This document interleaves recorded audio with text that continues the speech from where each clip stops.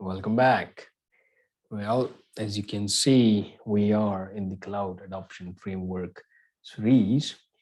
We try to understand what it is, why we use it, who can take the benefit of Cloud Adoption Framework, and the various steps involved.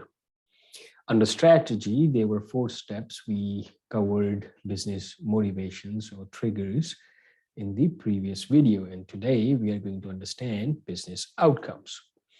Well, as the name says, business outcome. It is the, let's try to think with the sense of business, or why we do business because of the outcome, or why we do anything, any deal, because we tend to expect some outcome or desired outcome out of those changes, those deals, and that particular business. So outcome are very important. It's not like, let's go to the cloud, but we don't know what are the outcomes. Maybe you want to save the cost, but you did not do the proper planning. The outcome should be profit, but if there is no proper planning in place, you might be paying a lot of bills, infrastructure pricing, and you are in loss. So I hope business outcome understand now. It will make sense a little bit what business outcome is. So let's try to dive deeper in business outcome. So the most successful transformation journeys start with a business outcome in mind, and we just talked about why.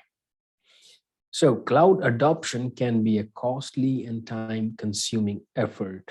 Fostering the right level of support from IT and other areas of the business is crucial to success. We have accomplished this in many other videos as well regarding the first one or the migration. And we all know that that's how, because migration is a complex activity, a lot of teams and people and the workloads are involved. So we need proper planning and proper support, right? So back to business outcomes. Adopting the cloud is no small feat. So to be successful, you should start with a business outcome in mind. So discovering, documenting, and sharing these outcomes transparently helps drive a successful cloud adoption. All right. So what is business outcome and how do we discover them? That's the big question after the small discussion that we had appears. What is a business outcome and how do we discover them? Till now, we try to understand a little bit. So let's go further. All right. The process involves asking right people a series of questions. Okay. Let's get back to the understanding of the business outcome. Why we are doing this? What is the outcome of that particular change or transformation that we are doing in regards of the anything which is supporting or enhancing the business? So who will answer these questions? Well, of course, the leadership. Of course, the team involved while doing the cloud adoption. So let's try to find out who are the right people to whom you're going to ask the series of questions to document your business outcome. We need finance leadership so that they can talk about profitability or compliance maybe. We need marketing folks to, maybe they can talk about retention of the customer or build reputation. And we need to do those changes while doing the cloud adoption, right? We all connect these dots. To stay with me, it would be connected at the end of this video, okay? We need to involve sales team. Maybe they have something to outcome from this particular transformation, like sales improvement. HR wants to retain, executive leadership wants growth, sustainability.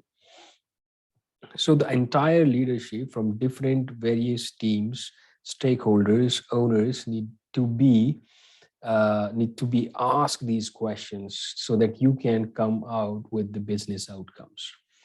So what is a business outcome? Well, a business outcome is a concise, defined, and observable result or change in business performance that's supported by a specific measure, right? A very good example here, for example, your IT is a bit complex and lots of vendors are involved, and you want to move to the cloud, and the business outcome that you're looking for is at least this complexity in the IT should be down by 20%. And you can easily measure it once everything is settled on the cloud. Maybe out of 100 of vendors, you only have 80 now, something like that. Okay. So to determine business outcomes, you can ask the questions. Questions is your tool. Question is the way you will find out, or you can help the other folks to find out the outcome that they're looking for there from this particular transformation. So how does the stakeholder want to change the business? How will the business be affected? What is the value of the change? These kind of questions. Key performance indicators involve asking your stakeholders, how will this change be measured? KPIs, right? How does the business know whether the change will be successful? And how frequently will this KPI be observed? Now let's explore different business outcomes with the help of an example so that we can put together what we try to understand in this particular vertical business outcome.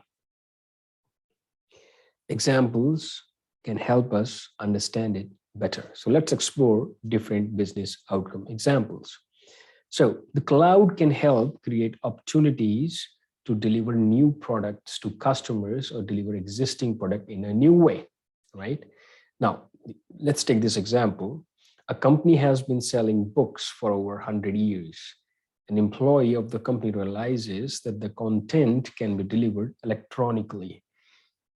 And the business outcome is, while preparing this innovation, of course, the IT is involved, the workload is involved, the servers is involved, the application code, everything is involved because they are developing an application.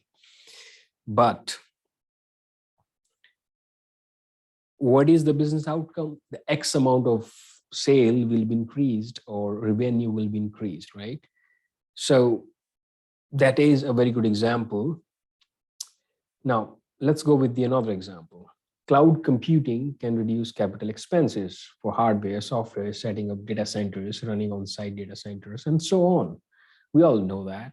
The cost of racks of servers, round-the-clock electricity for power and cooling, and IT experts for managing the infrastructure add up fast. Shutting down a data center can reduce capital expense, right? And this is commonly referred as getting out of the data center business because you can focus on your actual business rather taking care of the DC.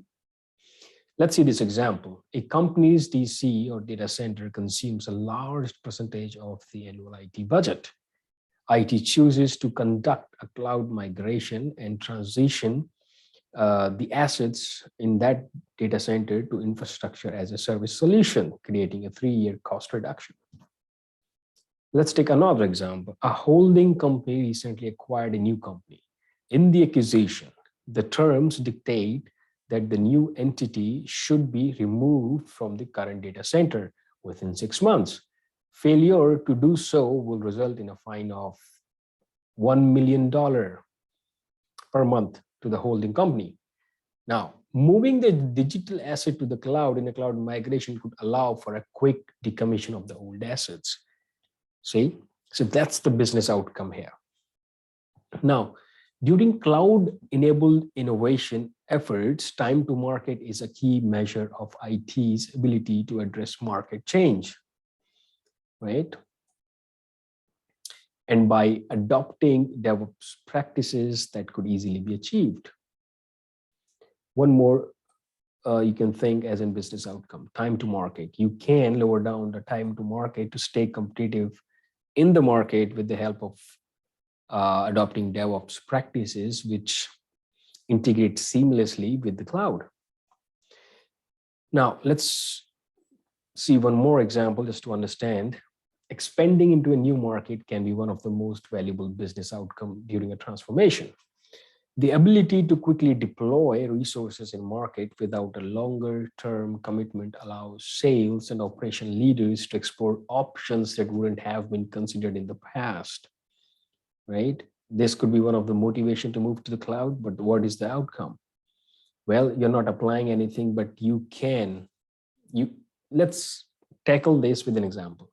You want to extend the sale in a different regions. With cloud, you can easily set up a DC in that region and start operating, right? Let's suppose due to data sovereignty of particular region, stopping you to get into the market because you belong to a different region now.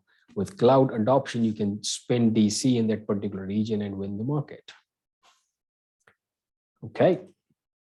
So now I hope this business outcome would start make a little more sense. And if we go to the, let me open this, cloud adoption framework documentation. If we go to the business outcome, these examples are right here if you want to have a good read. And you can also grab the templates to write down or to use it as a documentation. You'll find all that right here. Okay. All right. So this is the business outcome, and I hope this makes sense. And it is very important in defining your strategy. When you create your documentation or for the business strategy, you'll talk about your business motivation and business outcomes.